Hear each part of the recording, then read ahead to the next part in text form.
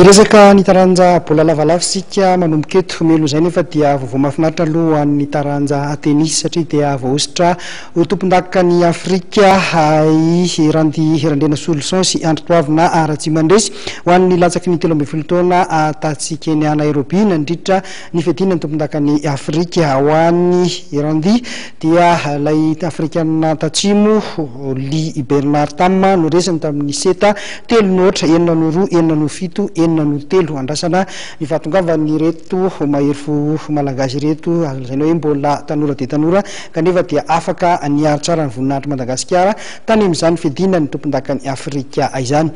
Vadika eo amin'ny taranja baolina lavalava isika fankalazana ny faha-5 taona ny GSTA Anambondrona lasany zareo avy eny amin'ny TFM Anakasina ny volabe natolotry ny mpikarakara tamin'ity lalao famaranana ity 4-3 no nibatany ny TFM Mampandresy nanoloana ny Tam Nosbe.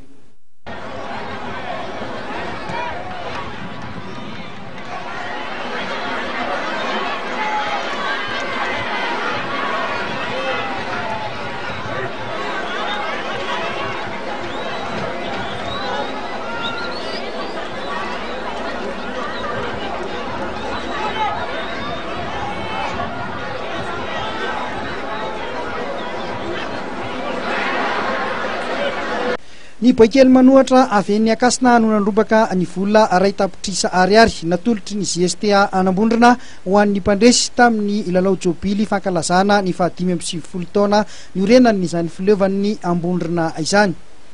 Resin'ny TFM tamin'ny mokafoy 4-3 ny tanora Nosbe milalao tamin'ny ity tolakandro ity teny amin'ny Kianjamaki teny Andotapenaka.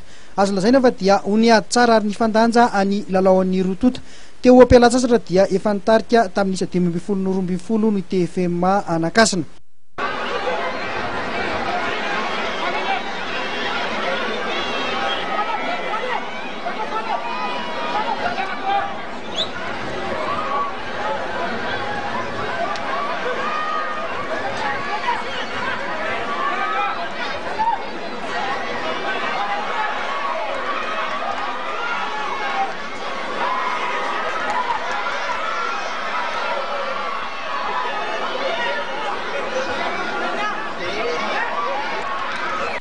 Teo amin'ny fidirana faharoa dia tsy nifampitsitsintsony ny Rotota fa dia ny famalina trano ny fanafiana ary ny fandimbiasana ny nitarika ny isa teny amin'ny Solaitra be hatramin'ny fotoana farany.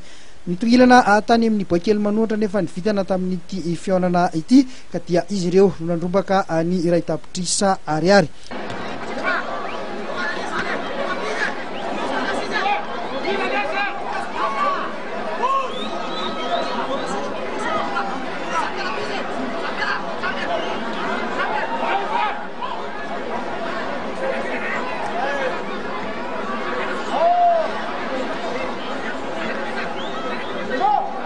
Tratra ny tanjona hoy mamiaga izay isan'ny mpikarakara ity fankalazana ny faha-5 taona ny Ambondrona ity.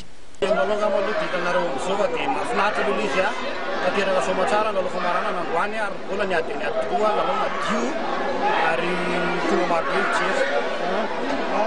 zany no hoe fankalazana fankalazana ngamany dia mikatsatsaka famarana izay fa mafararana amin'ny tompivavahana izany aminazy dia misy tsaraka manao lohan'izay. Inona ny azo lazaina hoe tsangambato najoro ny GSTA Anambondrona natao anatin'izay fankalazana fa tsangambato ngamany dia tsangambato lehibe dia fiverenana anatin'ny top 14 satria tato anatin'ny fankalazana zany no niverenana Ambondrona indray ao anatin'ny top 14 satria nandrisin'ny 4 taona Ambondrona zany tany amin'ny Elita be foana dia tao anatin'ny top fankalazana niverenana dia faly tokoa zany jobily vita ny top 14 tapaverina.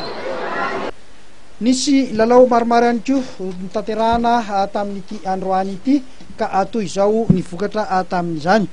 Teo amin'ny lalao famaranana ho an'ny division voalohany Elita faharoa izay nidina ombony fa dia ny Iza 17 no nivoaka nandresina nanoloana ny Aty Ivandry tamin'ny isa 7-13. Teo amin'ny lalao fiantsina kosa dia ny CFA nandresy ny Aska tamin'ny isa 17 no enina.